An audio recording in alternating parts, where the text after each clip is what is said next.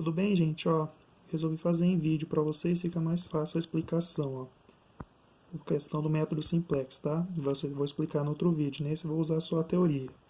Uma fábrica produz CPUs de dois tamanhos diferentes, grandes e pequenas, que apresentam lucros unitários de respectivamente R$ 500 e R$ 200.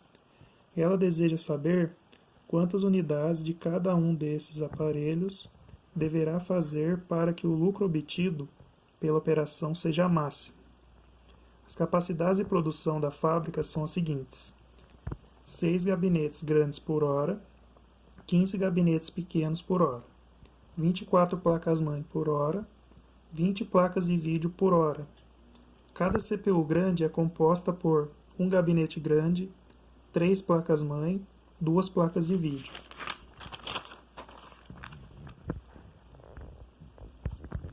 Cada CPU pequena é composta por um gabinete pequeno, uma placa-mãe, uma placa de vídeo. Podemos resumir esses dados na seguinte tabela. A tabela é importante que vocês vão usar depois para fazer as restrições. Ó. Tem os componentes, tá? Gabinete pequeno, grande, pequeno, placa-mãe e placa de vídeo. Então, um gabinete grande. Para uma CPU grande, você precisa só de um gabinete grande, tá? Só que a produção horária dele está aqui na frente, ó. É menor ou igual a 6 horas, tá? O gabinete pequeno, você vai usar só na CPU pequena 1, a produção dele menor ou igual a 15, tá? A placa-mãe, você usa 3 na CPU grande e uma na CPU pequena. A produção dele é menor ou igual a 24 horas, tá? A placa de vídeo, você usa 2 na CPU grande e uma na CPU pequena. A produção menor ou igual a 20, tá? Então, para modelar o problema, você significa definir as variáveis de entrada, que a gente vai colocar, função objetivo e as restrições para, a partir dela, montar o sistema de equações e inequações. Então, aqui, ó, vamos fazer junto. No nosso caso, temos as variáveis de entrada, o número de CPUs a serem produzidas, ou seja, então a gente vai chamar de x1 o número de CPUs grandes, tá?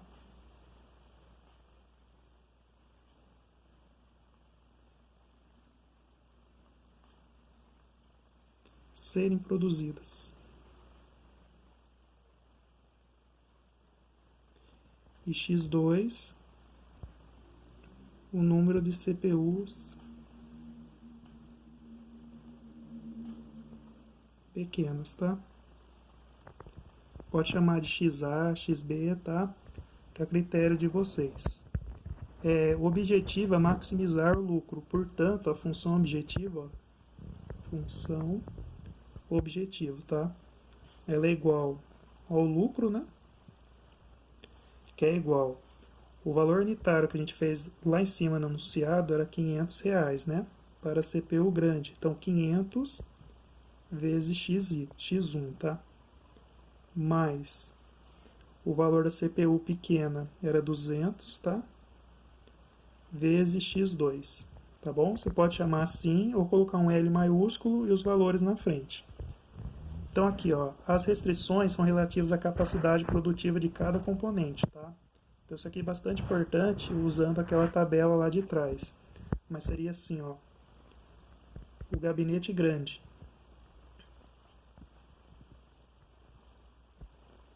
Gabinete grande, você utilizando a tabela, você precisava de 1 para a CPU grande, tá? E não precisava na CPU pequena, tá? Então, você coloca x1, tá? A mesma coisa que colocar 1x1, tá? Coloquei só x1. Menor ou igual a 6, tá? Que é a carga horária que você tem para produzir. Menor ou igual a 6 horas, tá? Agora o gabinete pequeno.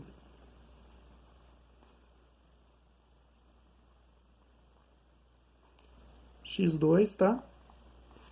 Por que eu coloquei só x2 e não coloquei x1? Porque o gabinete pequeno você não precisa na CPU grande, só na CPU pequena, tá? E a produção dele é menor ou igual a 15 horas. Agora vamos colocar placas-mãe. Tá? Placa-mãe você precisa de 3 na CPU grande e 1 na CPU pequena. Então na CPU grande você precisa de 3. Então fica 3x1, tá? mais você precisa de 1 na CPU pequena, então você coloca x2 menor ou igual a 24 horas, tá, de produção diária. Agora o último que falta é as placas de vídeo.